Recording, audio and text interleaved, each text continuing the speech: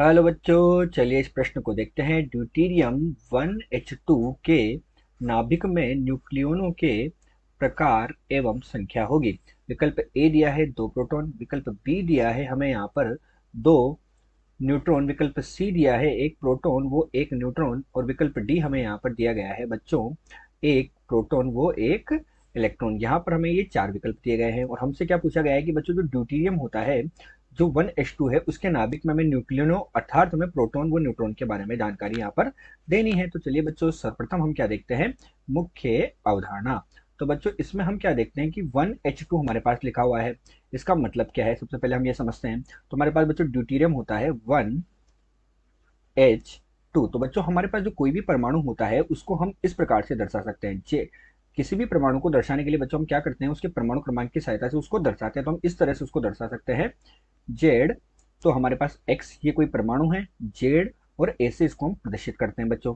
यहाँ पर जेड हमारे पास क्या होता है, जेड हमारे पास होता है परमाणु क्रमांक। जेड क्या है बच्चों, यहाँ पर जेड होता है यहाँ पर परमाणु क्रमांक, तथा ए जो है हमारे पास वो क्या होता है यहाँ पर परमाणु भार, या हम बोल सकते हैं परमाणु द्रव्यमान संख्या। तो ये हमारे पास क्या है यहाँ पर परमाणु भार होता है। तो ये जेड एक्स ए के रूप में हम ने किसी परमाणु को व्यक्त कर दिया है, जहाँ जेड परमाणु क्रमांक है और ए परमाणु भार है।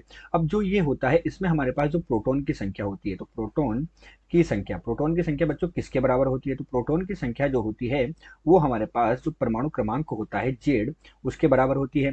तथा जो न्यूट्रॉन की संख्या होती है, न्यूट्रॉन की संख्या, और न्यूट्रॉन की संख्या बच्चों हमारे पास किसके बराबर होती है, तो न्यूट्रॉन की संख्या जो है वो हमारे पास ए जो है परमाणु भार या परमाणुविक द्रव्यमान संख्या, उसमें से हम परमाणु क्रमांक को घटा देते हैं तो हमें किसकी संख्या प्राप्त होती है बच्चों, न्यूट्रॉन की संख्या प्राप्त होती है। इस प्रकार कोई भी जो नाभिक होता है, परमाणु है, उस परमाणु को जो नाभिक होता है उसमें हम क्या कर सकते हैं बच्चों, न्यूट्रॉन तथा प्रोटॉन की संख्या को ज्ञात कर सकते हैं। यही इस प्रश्न की मुख्य अवधारणा है। तो चलिए बच्चों अब हम प्रश्न को हल करते हैं। तो हम प्रश्न का हल कर रहे हैं बच्चों। तो अब हम देखते हैं कि हमारे पास 1H और 2 जो है इसमें बच्चों हमारे पास क्या हो रहा है, जेड बराबर तो हो रहा है यहाँ पर हमारे पास 1 जेड बराबर 1 है, अर्थात हमारे पास बच्चों प्रोटॉन की संख्या कितनी हुई, 1 हुई, तथा यहाँ पर ए कितना है बच्चों, 2 के बराबर है। तो हम यहाँ पर देखो लिखते हैं प्रोटॉन की संख्या, प्रोटॉन की संख्या। तो प्रोटॉन की संख्या तो बच्चों हमारे पास कितनी हो गई, जेड 1 है जो परमाणु क्रमांक के बराबर होती है, अर्थात प्रोटॉन की संख्या तो हमारे पास हो गई बच्चों 1।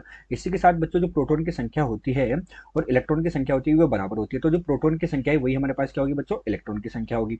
तो प्रोटॉन की संख्या बराबर 1 बराबर हमारे पास क्या हो जाएगा बच्चों, इलेक्ट्रॉन की संख्या हो जाएगी, क्योंकि प्रोटॉन और इलेक्ट्रॉन की संख्या बराबर होती है किसी भी नाभिक के अंदर।